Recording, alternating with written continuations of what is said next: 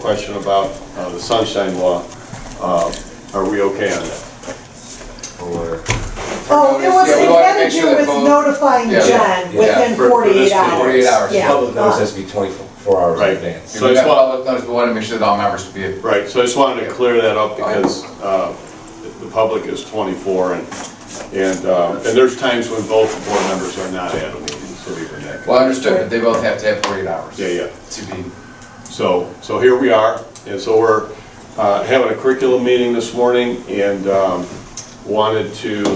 I sent over an agenda item to Curriculum Director Malakar, and the one item that I wanted to accomplish, not necessarily today because it may take a little bit of time to put it together, but a program to improve our district scoring, because our district scoring is on the lower end. I think we're 277th out of the state, but we're 71st in economic, in the economic category. So I know since I started a little over a year and a half ago, when I looked at that, I wanted to see if we could create a program to improve that. And so the main purpose for this meeting this morning is to discuss developing a program to increase our performance. So I guess the first thing that I would say is we can go over what we've been talking about for the past few months about what we've put in place and the direction that we're going. So that I guess that's where we can start. We already have a plan in place. I know I didn't realize all of you guys were coming, so. That's a large group for us. I know, it is. Typically, not very many people care about curriculum, so you and I can share. And then you can hand those around, make sure, Jen. So this is what I gave you when we talked about the audit. Thanks. And how the audit plays out and what we're doing to strengthen our instruction and increase student scores. I think too that we talked about, Scott, the idea of if we could just improve a few percentage points every year, we would be moving in the right direction. I think that was something that you had talked about, you know what I mean, and we had discussed several times. And although the scores aren't out completely, the final scores are not out yet, but we are seeing preliminary scores. And I will say in the majority, well over the majority of areas, we have increased scores by a couple of percentage points. So I think we're moving in the right direction with the plan that we have in place. What I gave you is the curriculum blueprint, which is what we started with. That was our audit, led to creating a curriculum blueprint and developing our courses of study, which you guys are currently in the process of approving. So math will be on tomorrow night. You'll start reviewing the language arts courses of study. That documents what we teach and how we teach it, allows us to ensure that we're teaching all the necessary standards, see the gaps in student learning. Through that development of the course of study, we did develop an understanding of where we had some gaps, and we've also talked about that along the way. Some of the new programs that we're going to include, we bought an additional phonics program that we're implementing with our kindergartners that we piloted, saw good results from. That's Haggerty, and we talked about that over the course of the last year. We also talked about investing in the decodable books, which we did get one grant to help support the funding of that, and we got some money from a Stronger Connections grant through the federal government? Through the state, but it was federal money, right? Yeah. The Stronger Connections money. So we know that we need to shore up what we're teaching in our primary grades as our foundational skills. Riverside always taught phonics, and we've talked about that also several times. Foundations is our primary phonics program, but we do see some gaps, and especially with, I certainly don't want to put use the pandemic as an excuse, but it did cause some gaps in learning and some foundational skills for our students, so we see those gaps. So we're doing some things to address that. We also are changing the way that we do tutoring in the elementary school. We also talked about that in the spring, about how Parkside saw some good results with the way they arranged their tutors and the way they were pushing into the classroom. So those are all things we're doing at the elementary level. and the courses of study. We talked also about how the courses of study now are leading into common assessments. Teachers are already working on that, so we will have common assessments developed and being implemented this year, which will allow us to track progress in shorter chunks rather than just looking at state tests. That'll also give us an opportunity to provide interventions and enrichment in a more timely fashion. So we have some new supplementary programs at the middle school. We have Zern, which is a math program. We haven't used that before, so we're going to implement that with our tutors at the middle school level. And then we also have an opportunity through the state to engage in some online tutoring in small groups that they're providing free to school districts. So we just applied for that. Should we get awarded that program, we would have the opportunity then to work with some of our students and figure out, and they'll do it during the day, small groups online of 3 to 4 students.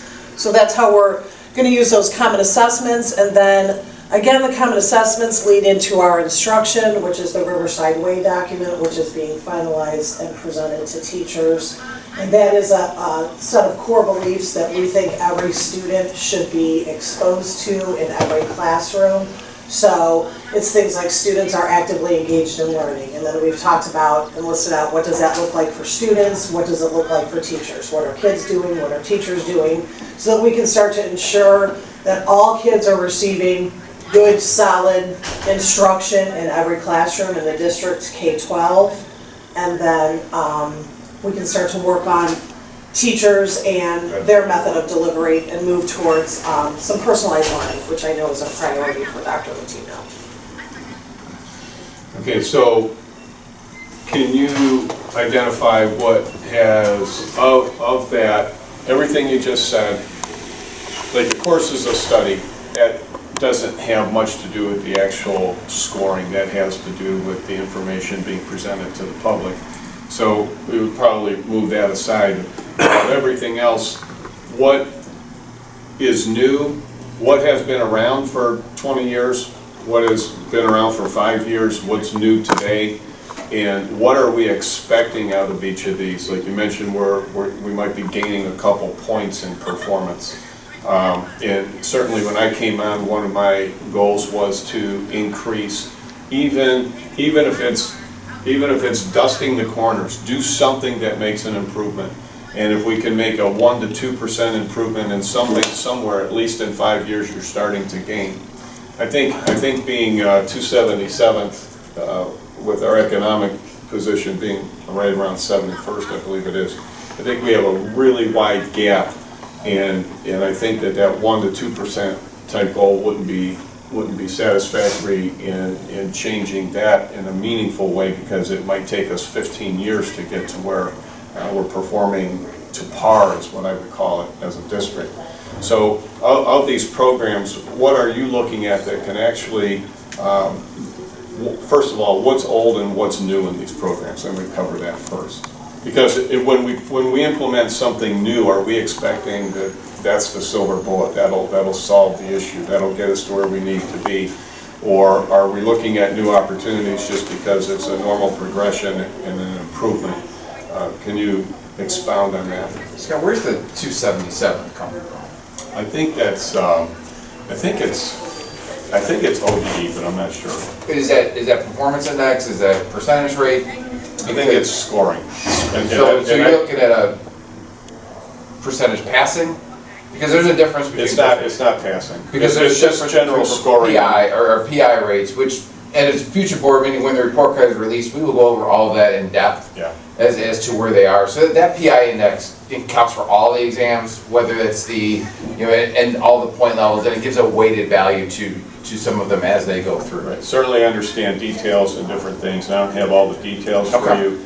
What I do know is there's a ranking of all the 600 and some school districts, and we rank 277. Okay, if you could share that with me, Yeah. that would be great. I think it's available at ODE. I've looked at ODE, and the ranking is somewhere. They typically don't rank schools like that. They do give them performance index ratings, which is new. And when they revamp the report card, that PI ranking comes out. But I would like to look at where that 277 So certainly, comes from. since you're unaware of that, I'll get that. Yeah, I would appreciate that. Okay. So with regards to what the magic bullet is, there isn't one in education. I don't know, if there was a magic bullet, everybody would do it and everyone would be performing at the same level. So I don't know that looking for a magic bullet is realistic. I think it's a plan and we're staying the course.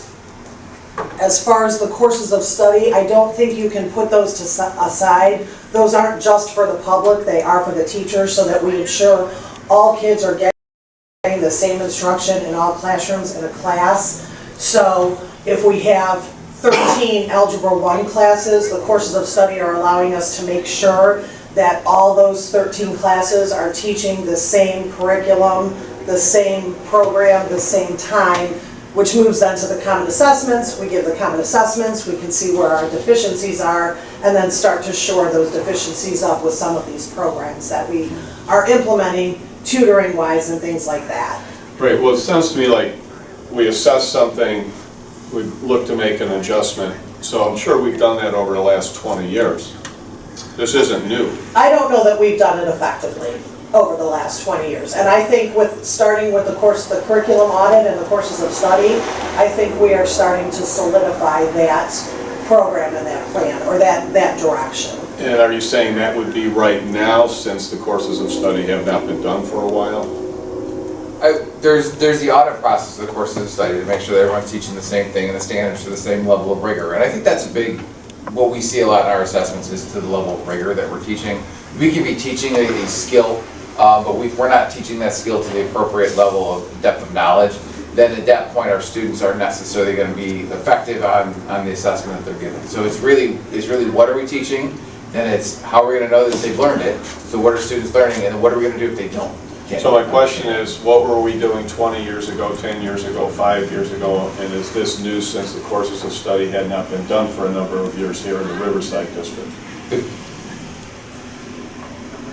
I guess I'm not understanding. I don't quite Yeah. understand. I mean, the programs, in terms of a program, I would agree with Dr. Malachman, there's not a magic bullet that comes out to say if we put XYZ program in place, it's going to make a difference for every single I student. think we're talking apples and oranges here, because if we stick to the courses of study, which you just went through. Yeah. So I'm not so sure we had updated courses of study for some time. That's why in the board meeting we said we think we need to do that, right? Right. So when was the last time we had an updated course of study at Riverside? Oh, I think you guys talked about that at the board meeting that I wasn't at, but I think we established it was several years ago. Yeah. You know what I mean? I think Probably over. more than a decade, right? Yeah. And so what I'm saying is that's informational, and while it's audited, certainly if we haven't had it for the last decade, it's not been audited for the last decade. Absolutely. So thanks for the information on auditing, but I'm not so sure it's been done.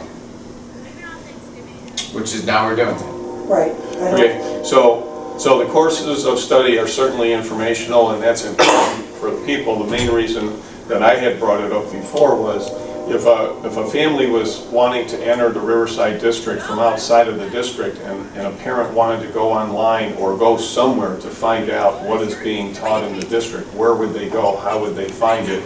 And I think developing this information just helps people in general and anyone else in the public that might want to look at it. So we're doing that right now. Right, and we did that 2 years ago. Yeah, and which we're is, in process. Yeah, Okay. well, we did put course syllabi on the web so that parents could look at, community members could look at course by course what we were teaching. It wasn't in a formal document, but all of that information was accessible.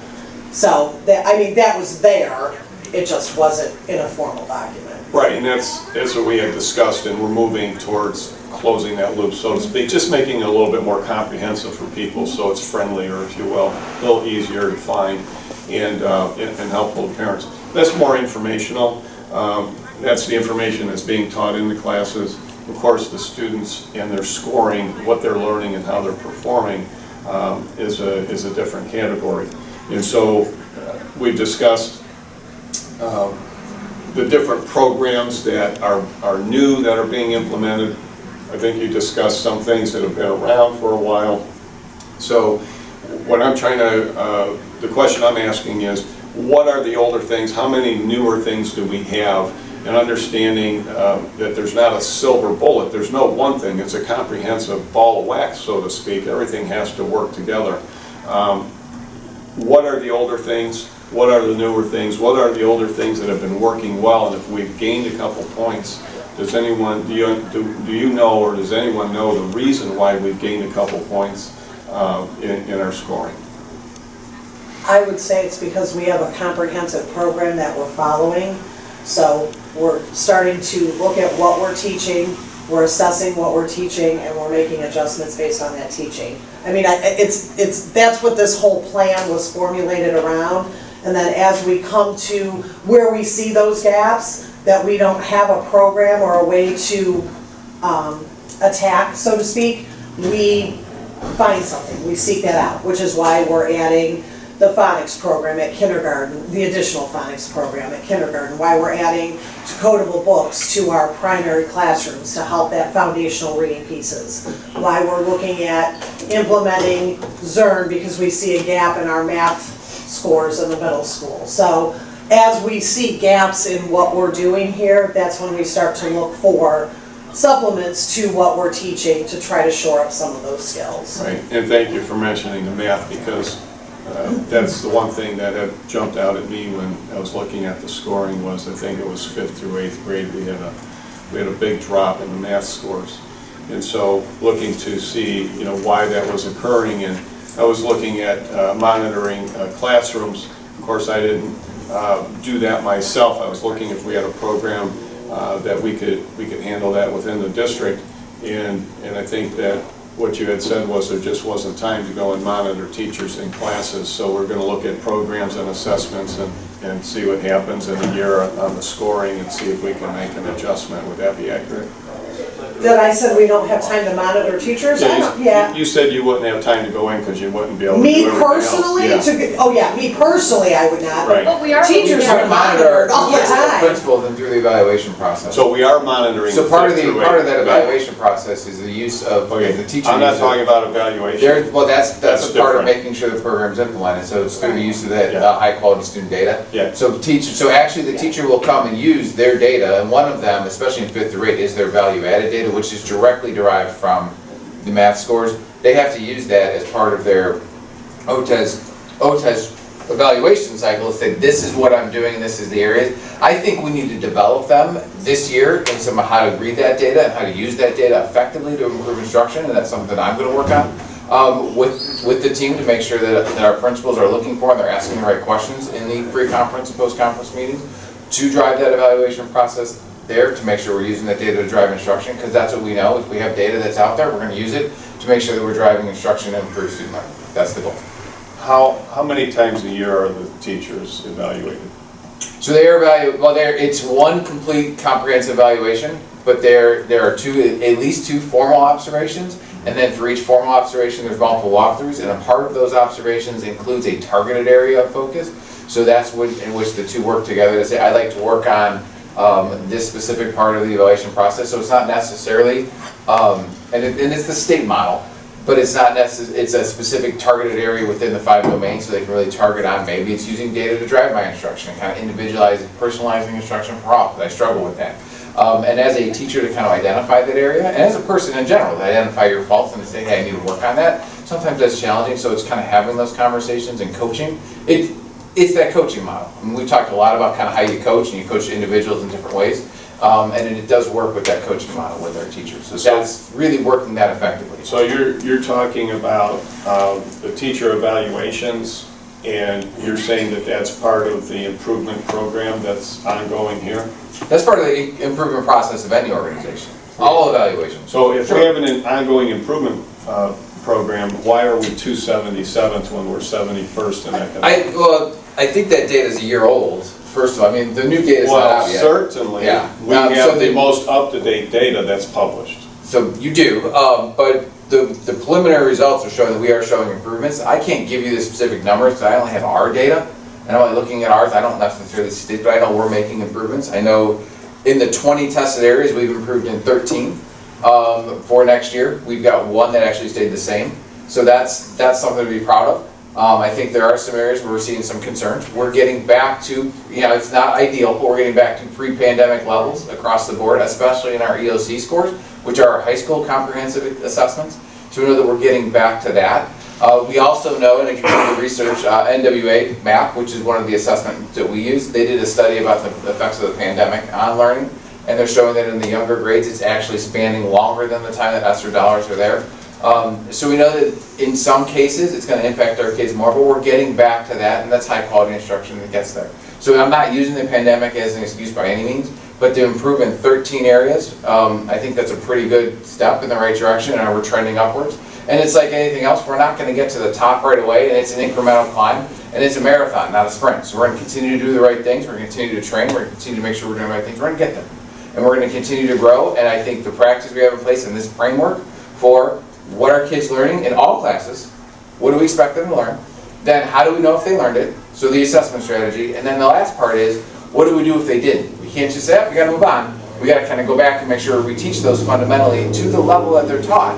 And I think that's the big key that we're really pushing this year is looking at the assessments that we're asking, and are they the appropriate assessments? And are they really are they targeting around, and are they getting the learning target at the depth of knowledge? And that's the audits that we're doing this year, and that's the work we're doing to kind of move forward. And then the next step to that whole process is, how do we make sure that every single student learns it, and not just 20%, or not just the top 50%, or all of that. So I think that's the challenge, and how do we personalize it, because we all learn in different ways, and how do we express that learning is really important, and really making sure that we make sure that we know that our students, we're turning out students who can be, really true impact in a global society. For jobs we're not ready for, that don't exist. So in a public school, generally grading goes 60 to 69 is a D, 70 to 79 is a C, 80 to 89 is a B, and 90 to 100 is an A. Mm-hmm. In most cases, Sure. right? And so if we are scoring in the 60s and we're getting a D, is that satisfactory? And if we go from 67 to 69, is that satisfactory? Is it satisfactory? No. But if we go from 60 to 69, we gain 9 percentage points. That's a significant celebration. We need to celebrate that we're growing. Are we where we want to be yet? No, because because academics, there's achievement and then there's growth. So achievement and proficiency is based on a standard. It's what you set at that target. In the case of the state, it's at 80%. And the state has since removed those as those indicator levels, but in the old report card it was 80%. And so if 80% of your students met that proficiency bar, you were meeting that standard. If they didn't, then you weren't. So that was at proficiency level. There's also growth. So how do you celebrate growth beyond that, and kind of where you are and kind of get into that movement? Well, you can't get to 80% if you start at 40 if you don't grow a little bit. And to kind of, so we're working with the growth, because there are gaps, and we know there's gaps, and it's about identifying those gaps, moving them forward in those gaps, and making sure that we continue to move in those gaps incrementally. So the one piece of data that's not on the report card is the value-added piece, which really kind of speaks to specifically where we're growing and what levels we're growing. Because if we're growing our top kids, which we should be, but if we're not growing our bottom kids as incrementally as our middle and our top, then we're exacerbating that gap, and we're not getting us back to the middle, and kind of really looking at where we're at. If we're going to make that, that total holistic, raise up, we've got to raise the bottom as much as we raise. We've got to keep raising the top, because we can't lower our standards for those top. We have to have those high economic standards. We're going to raise that bottom and continue to raise that bottom as we go. And that's really important to kind of really push that up, because that gap, we got to continue to make sure we see that growth. Those results aren't out yet. So when they come out, we'll also discuss that when we talk about the report card. I mean, this is something that I can go on for hours on, is the state report card, because I really do, and it's a passion of mine, to kind of work at where our kids are and how we can move them through. And I think that's kind of the point, kind of getting through, is what does that data show and where do we go? We know in some of the preliminary results that we're seeing, we're making growth.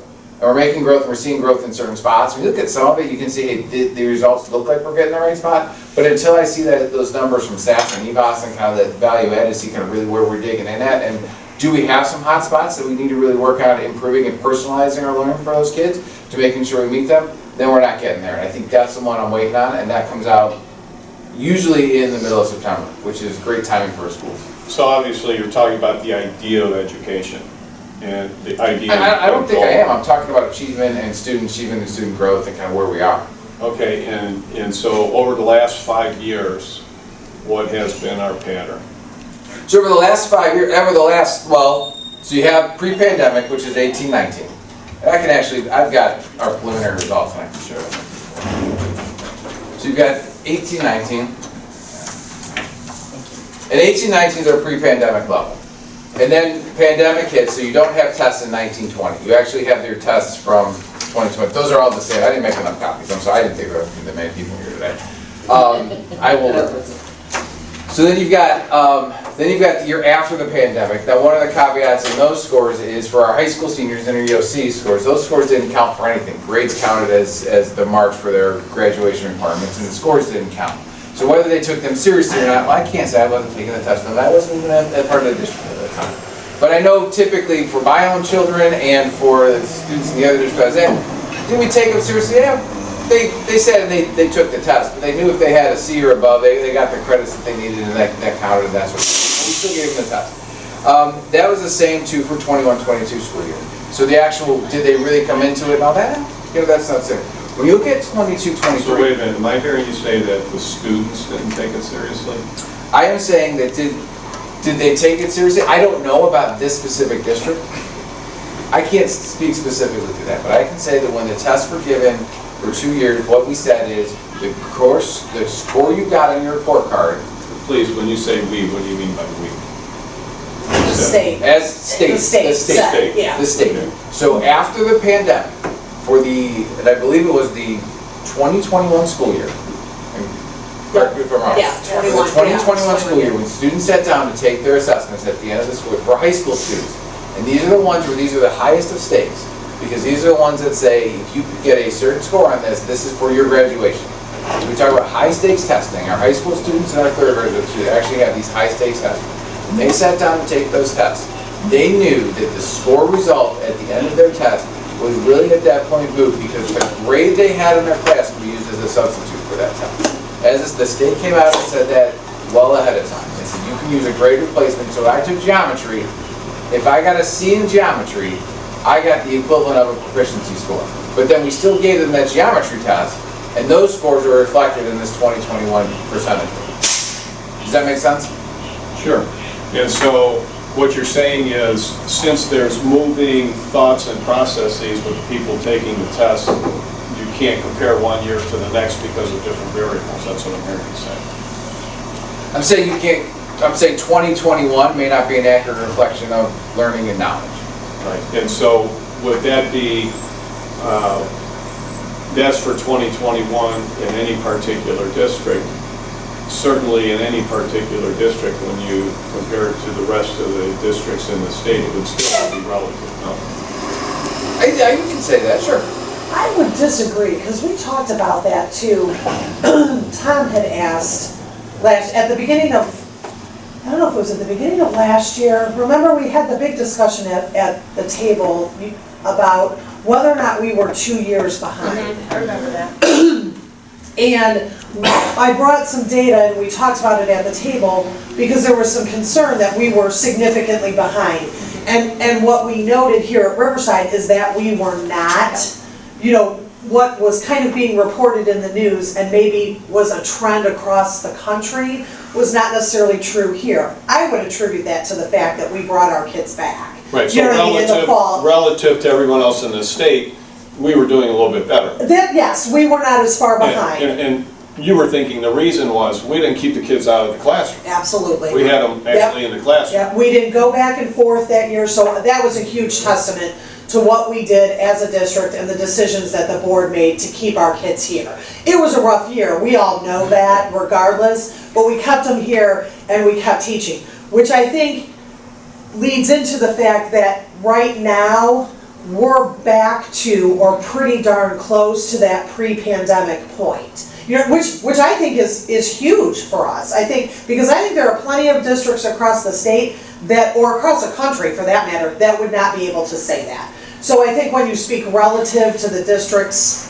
everywhere, that's a huge testament. The fact that we continue to make gains, you know, some of them are a couple of percentage points, some of them are 6 or 7 percentage points, which is huge. So are we where we want to be? No, I don't disagree with you, you know, on any of that, but I think the fact that we're moving in that direction and the fact that we can say we're getting to where we were as a district here prior to those 2 years, you know, a year and a half, whatever, you know, however you want to look at that, is pretty good. And I think we've worked hard, parents have worked hard, the community's worked hard to keep everybody moving in the right direction and do right by our kids. Certainly, we want to champion every success we have, right? And so that's a success. And But, yeah. especially when you look at it relative to other districts around the state, Yep. the country, but more the state. And so when we look at that and we have the opportunity, you come in with a data background, and certainly you have a passion to look into that, which you've just expressed, which is wonderful. So hopefully when you're able to analyze the data and hopefully put together a program to improve our scoring, certainly we would like to go from the 60s to the 70s to the 80s if we can. But being in the 60s, I think we don't want to stay there. And I just think we have a lot of room to grow and we So, have a lot of opportunity. Take a look at the next, if you look at the next page. Excuse me, I just I'm wasn't sorry. finished, so. Sorry. Okay. So I think we have a lot of room to grow, and I think we have the opportunity to do that. And certainly if we all work together, what I was looking for was a plan, not just some assessments, but hey, we can target math because we know from 5th to 8th grade, we're falling off the table, so to speak, in our grading. How can that happen? How can that happen in specifically in math in 5th to 8th grade?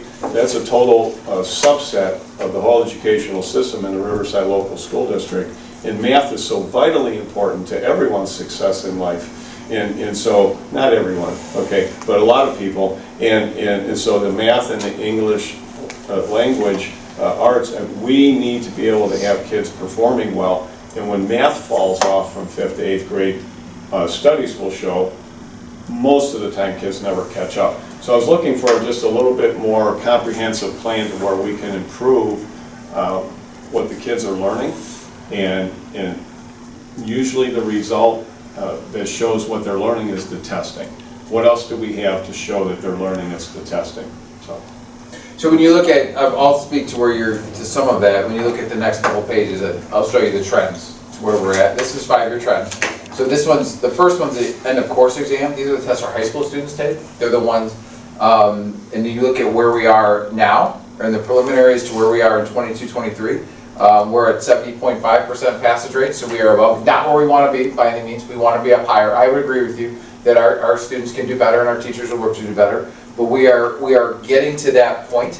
The important part of these is that these two tests also include Algebra 1, which, like you said, in math is really vital. Algebra 1 is one of two tests that students have to have a competency scoring to graduate. There's no longer, they have to score competent in that. And actually our Algebra 1 score went up, and was raised pretty significantly from the year prior. So we're seeing growth in that.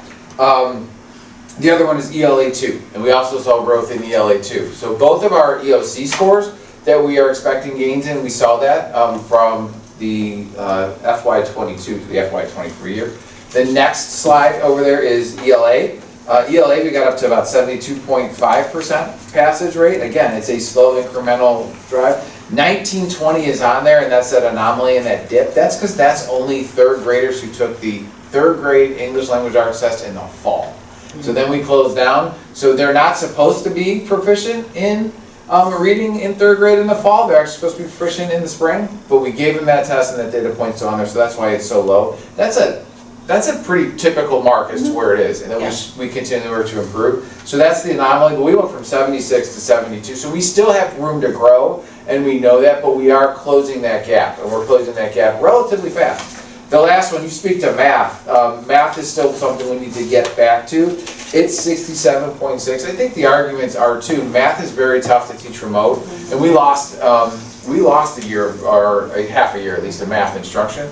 And it's challenging, and I think that's to where you get back to math. The part is, how do we know what they don't know? Because math is foundational, it builds on skills.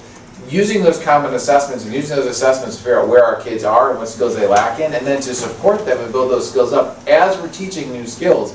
That's the program, or that's the method that's going to really get them to kind of move forward and get back to those high proficiencies in algebra. But we're seeing some of the results if you see the raise in algebra scores. The last one is science.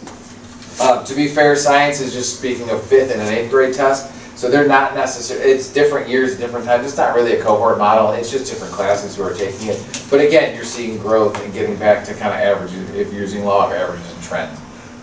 So we're getting there, we're not to where we need to be yet, we know that, we know we need to continue to grow, but the data in this case is promising that, you know, the programs, the course of study and the blueprint that's in there, their curricular blueprint to move these people is showing promises and it is showing light. And again, it takes time. It's not something we can magically wave a wand and say, here's a program that works. It is about making sure, again, we know what kids, you know, what do we want kids to know? How are we going to make sure they know it, and what do we do if they don't learn it? And I think that's the part that we've really struggled with, is what do we do if they don't learn it? And this is the part that we're focusing on in not only personalized learning, but also in everything that we're doing is making sure that they all do learn it, and not necessarily learn it at that time when I teach it, but learn it for the time when the assessment comes in April. So what would the goal be if we pick a percentage, like we have 74.4%, and in 2018 and 19, and in 22, 23, 18 and 19 we were 81.6%. In 2022, 23 we were at 74.4%. Are you looking at the? And this is mathematics. Okay, so when you're looking at that bottom, to be completely, those are subgroups. So the 81.6% in 18-19, those are our non-economically disadvantaged students. They were 81.6%, and our economically disadvantaged students were 66.2%. So it's important to talk about both of them when you talk about those, because all of those are our students. Okay, so that's disaggregated. Right, and both of them fell. So I'm asking, what is the goal? We are increasing and improving, and so what is the goal? Do we have a big picture goal that we're saying, okay, we're 71st economically in the state. Where should we be just to be par with that general knowledge? What would our goal be? And do we have a higher goal than that because we'd like to be better than par? Do we have a goal that we're looking to reach? My goal is continuous improvement. And continuing So there's to raise, no number, it's just raise incrementally Absolutely, better. we need to continue. Because when you reach a certain number, there's still kids who aren't there. And are we doing disservice if those kids are making gains? I have an obligation to make sure that every child is learning, every child is making growth. It's every single student who walks through these doors, and that's what I have a passion for. Not just 80% of them, because then there's 20% that I don't want to say we fail, but that aren't meeting the goal. So those 20, we still have to make it's 100%. I mean, that's ultimately moving to that. Do I know that that's a reality? That's not a reality, and I understand where those things are. But it is every single student and continue to get growth. Because if you don't have that always improvement mindset, you become complacent. And that's not okay. And so you're saying that we are accomplishing every student in this district right now? We are not right now, but that's the goal. What would the number be? If we have an abstract goal, it's difficult to hit it. So if we have a number goal, we have something we can measure. So can we put together a number, a percentage that we can shoot for, and then have a program that we're saying, this is generally the program, say we're working towards this, and then we can measure our successes as we go. And certainly if we're incrementally improving year over year, that is some level of success. But again, if you're starting at 40% and you're going to 47, that's not a lot of success. You're still in the failure range. So if we're in the 60s and we go to the high 60s or low 70s, but economically we should probably be at 80, then we need to set a goal of 80 at least to attain that, and then disseminate that to the whole team, administration, the staff, the teachers, everybody, and say, hey, this is what we're going for, and maybe have some meetings around that and see how we can get there. Would we be able to do something like that? I believe the board has done that in policy when they set the 5-star goal. And there's a goal that we meet 5 stars and the report card. That's out there, that's in policy, and that's what we know. So in terms of where the board has set a goal that we are to meet 5 stars, and that's what we're going to continue to work for.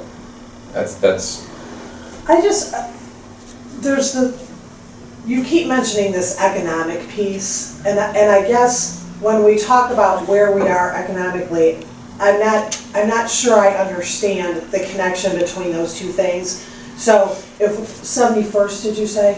that's where we are economically in the state. So probably wealth-wise, that's what our Wealth-wise, our district is, district okay. is 70. But Gary, does that translate to what we spend per pupil?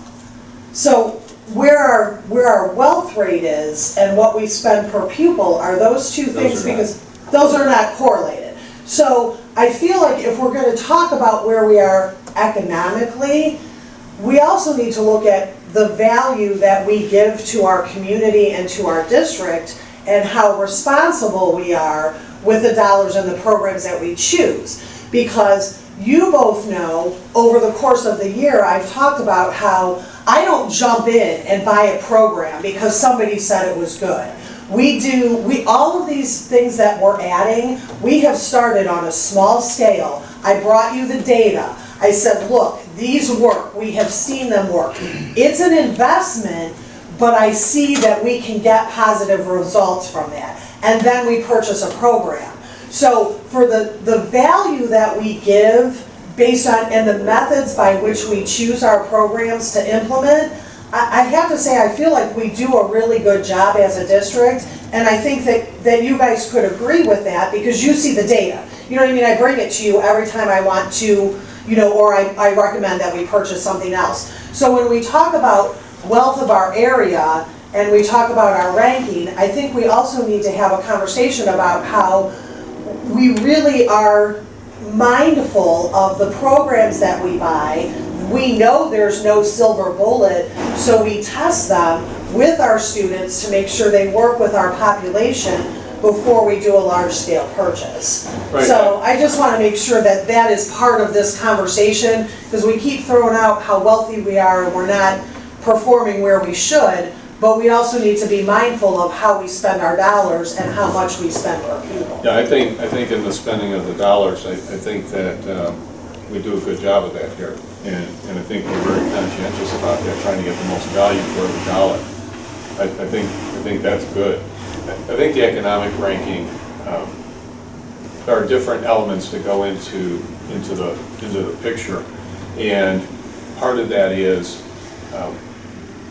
in a lower economic area, you will have actually more money spent per student. Like if you get to the inner city of Cleveland, there's more money spent per student than we spend here.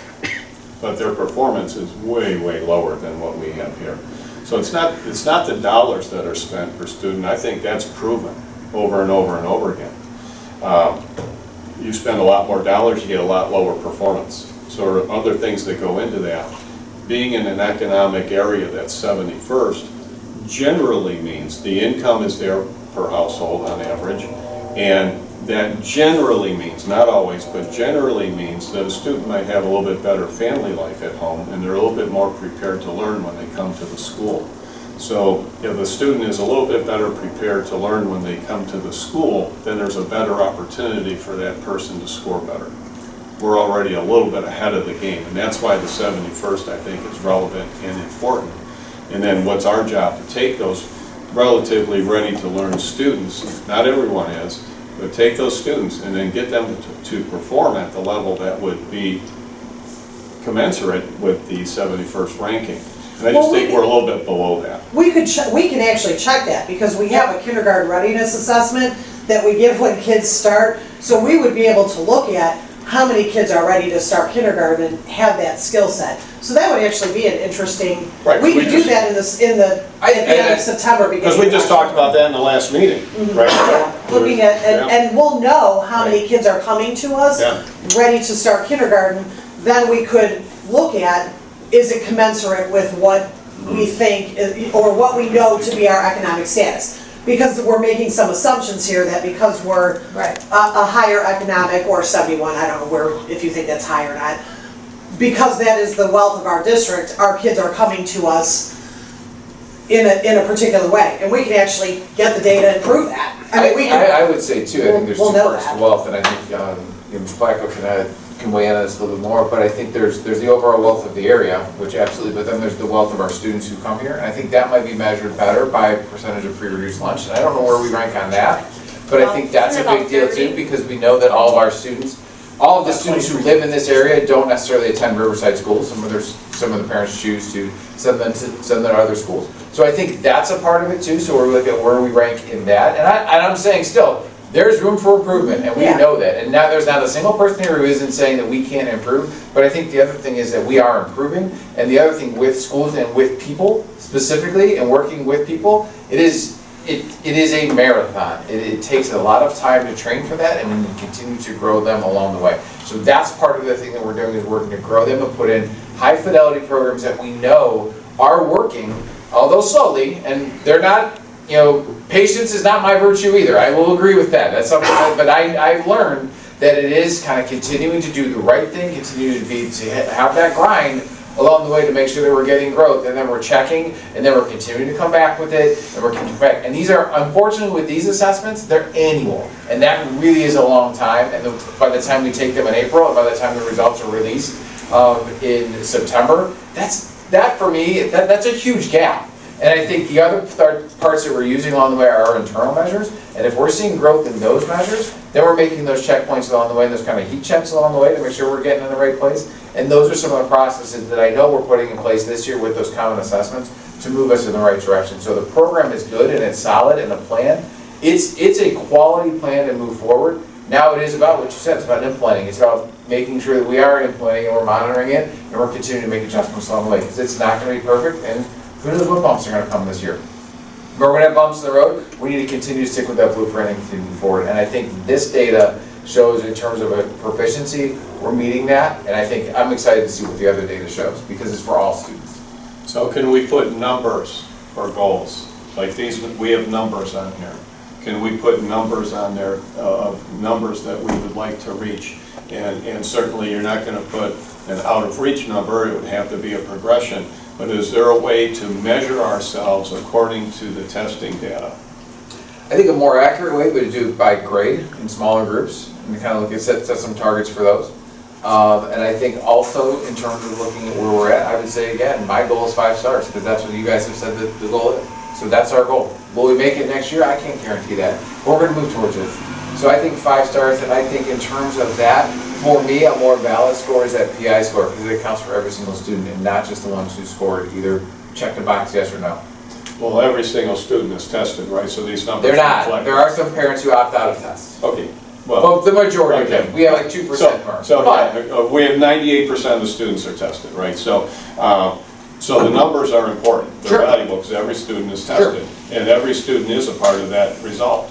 And so, you talked about the subset, and again, the subset of math, 5th through 8th grade. Can we look at that to improve that? Because we probably need to raise that 15 to 20 points. That's not gonna happen in a year. I mean, Yeah, I'm not saying in a year. that's not a realistic Well, no, and I goal. would agree. If we raise math 15 to 20 points, we're gonna have that 5 stars. So are you said you were looking at the subsets internally. Are you willing to look at, in this district, 5th to 8th grade math to see what we can do to We are improve that? focusing on 5th to 8th grade math. That's already been, we've already identified that as an area of this year for focus. Do you have something in writing to show that? I'd like to see that. I mean, a program, we're We don't have a focusing on. program, we have some goals, we have some targeted Yeah, instructional. and again, following through on this is what we're doing. I guess, are you looking for a specific, we're buying program XYZ to attack math? Is that what you're looking for? Well, if it's the 5th through 8th, yeah, anything like that. Okay, so we are not buying a specific Well, program I'm not to saying attack, we're yeah. buying something, I Yeah. mean, use that as an example. I'm saying, what kind of program can we do to improve the math 5th through 8th, because it falls off the table. Right, so this whole plan that I kind of laid out, where we're assessing kids, we're checking for fidelity on what teachers are teaching, we're reassessing, we're adding in the supplemental program, the ZERN program, to help to shore up some of those foundational skills. That's something we're adding in this year. So those are the things that we're doing. So this is the plan. This is what we're doing to Specifically, the move 6th and forward. 7th grade math, Dr. Bassett should be the one who would have that plan, and he knows, and I think that's in his, they'll be writing their part of CCIP, what's that, one plan? The one needs plan, assessment, yeah, the one plan, he'll have a SMART goal that kind of addresses, because they make, the one plan process makes you address specifically certain areas. Yeah, they didn't necessarily have to do that in our district. Okay. But they can also still do it on assignment. Right. after we begin school. All right, well, thank you so much, and Jen, thank you for moving the meeting to 7 so we can get about our day earlier. Who doesn't like coming in earlier? I know everybody was happy about that. Yeah. Right, Cheryl? I do, we have an opportunity to implement a leadership transition program for our 6th graders. Knowing that 6th grade is a year that scores dip, I'm gonna put something in the board packet about it on Friday. We have the opportunity to capitalize on some funding that the organization has. They're, the Effective Leadership Academy, they've done some programming around the area, and it really is about teaching kids the skills to be successful when you move into that middle school environment.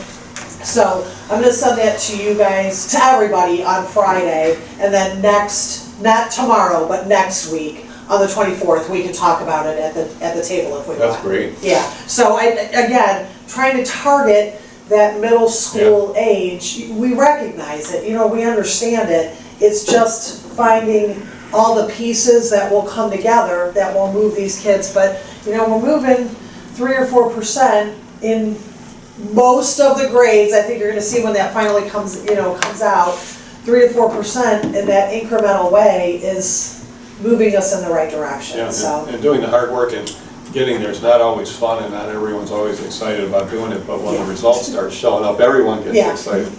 Yes. So, All right, Right, very thank good. you. Celebrate the little ones. Yeah. yeah, absolutely, right? All right, well, thank you. Absolutely.